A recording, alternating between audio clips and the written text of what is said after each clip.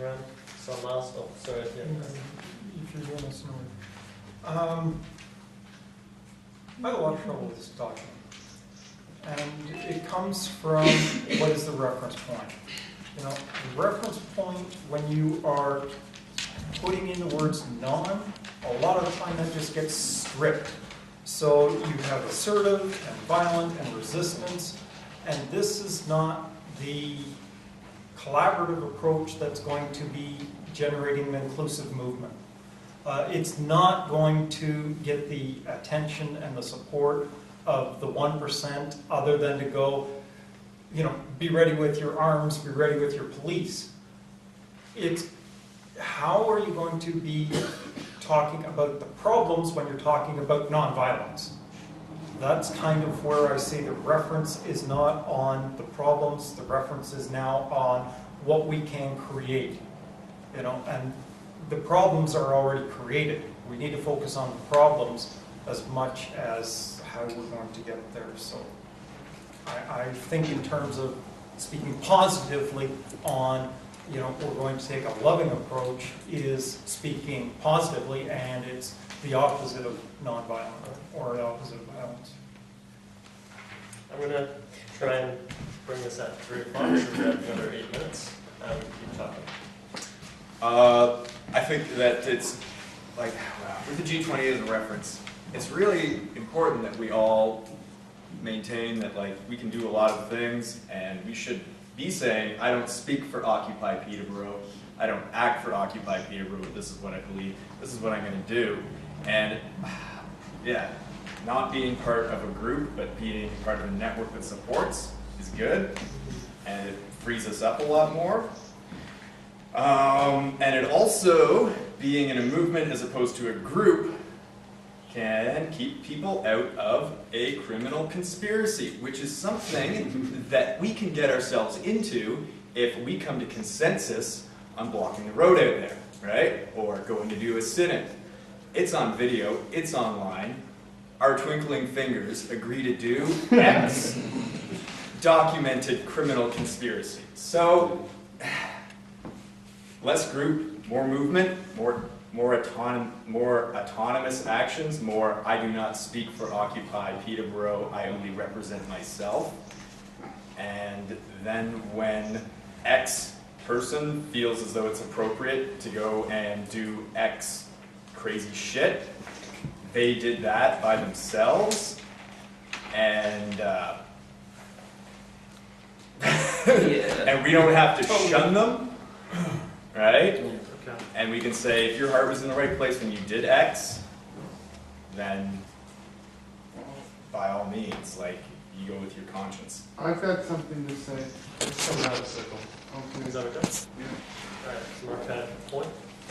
I think this is an issue that has the potential to split the Occupy movement right down the middle. Has the potential. Because we're already seeing a division, I think, well, even in this room, in the sense that, you know, if there isn't a principle under which the movement moves forward, you know, thinking globally but acting locally, I think we are responsible for what we put out there. So we have to come as Occupy Peterborough, whether or not we see ourselves in association with other Occupy groups, but make a decision and be responsible for. We decide what are the principles on which we go forward. I mean, that's my view. And I think, I'm trying to remember, how was this phrased originally? The first statement was peaceful acceptance. Only peaceful acceptance. Peaceful or resistance is acceptance. People didn't like that word, so they changed it to nonviolent, on consensus. So this is part of my problem. If we're going to have such a discussion on a very simplistic document that was only intended to guide direct action, we're going to have a lot of problems here. If we are going to go back on things that are made in consensus in other GAs, we're going to have a big problem here. Because every week someone new's going to come in and try to tear apart what's already built. just like to propose that we do just a quick breathing exercise, which Transition Town did the other day.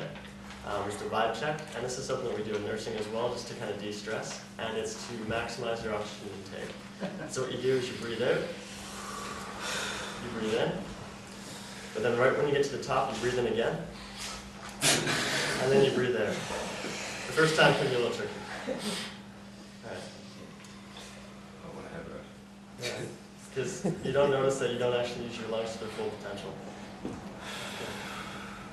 So this is an interesting debate, and we're going to, because we've been having a few guys talking, we've got a few, we're going to keep going around the circle. Just 1 second. Okay. Yeah, I'm getting it to you. We're just going around the circle. And I just wanted to clarify for a second that there seems to be a few different perspectives happening, and it seems like direct action is saying we want this guideline to work on. We want to have like a set for us to work on. We just want to make sure it's okay with the GA, which is interesting. But then going around the circle, we have thoughts saying that we don't want anything set in stone and rigid. We don't want to constrain groups of people. We don't want things to represent Occupy Peterborough necessarily. We don't want to be rigid like that. So going around the circle, people were saying if a committee wants to have a set of things they agree on that they're working on, and just has like have that in their pocket, by all means, if that's what those people believe. But don't be set in stone like this isn't a constitution or a declaration or a manifesto. It's what you guys are using. But as a movement, and people were saying that we need to remain fluid, and that's the strength of Occupy, is it's a collection of autonomous individuals, autonomous political people. And so keeping away from groupthink and setting boundaries on ourselves is important. And then going around, people do have concerns with the violence or the nonviolence issue, but as a guideline for direct action, this wouldn't make a judgment call on other members of Occupy Peterborough by making it a guideline for direct action. So we're worried about judgment, we're worried about rigidity, and we're worried about kind of philosophical statements, it seems like. But Cheryl going around the circle, Cheryl had a point.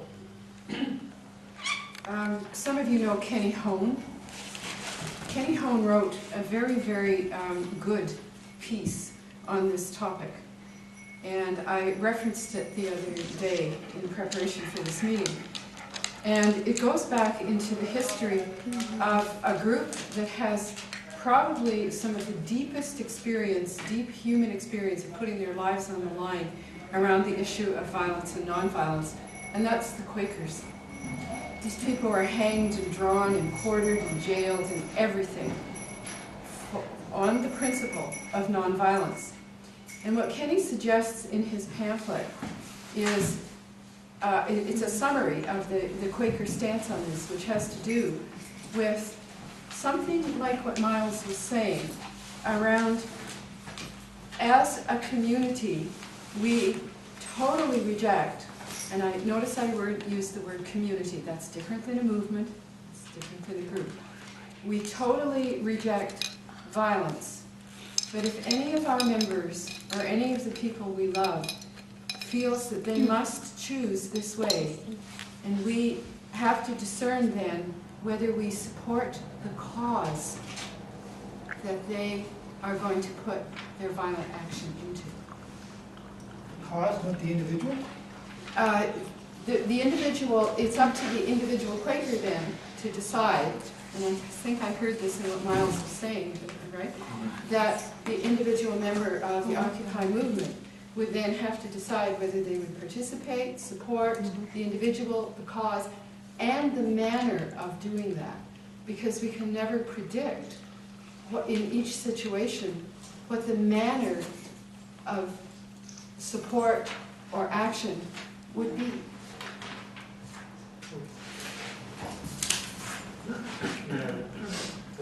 Okay.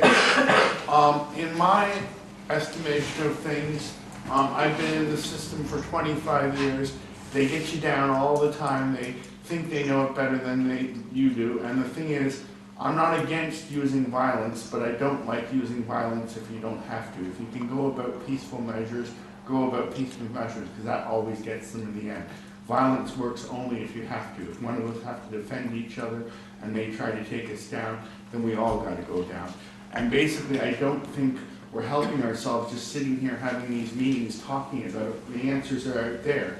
We should go out there and have more activities outside to get them understanding and listening. So, Yeah, I just wanted to, like, I feel like there's like I just wanted to reiterate a point that Miles made earlier that I feel kind of got lost about if we do have, like, whereas like Rochelle was trying to, I think, vocalize this as well, as like if we have like set principles and infuse them with consensus, that it's like it's a criminal conspiracy, and even non-violent actions can be criminal. Like, I like the example of like blocking a road. You know, that's a really, like, that's a typical Occupy thing that everyone did, and like pretty much every Occupy movement took to the streets and at least protested or blocked a road. And like, if there is like a solid document that outlines ways in which we can act as a movement or as a group, then it is like a collective conspiracy. So anyone who's at that GA, who's being recorded right now, can be basically held accountable, be liable for that. So I think that's something that we need to take into serious consideration in terms of our process and how we're going to organize as like mutually supportive, autonomous members of a movement.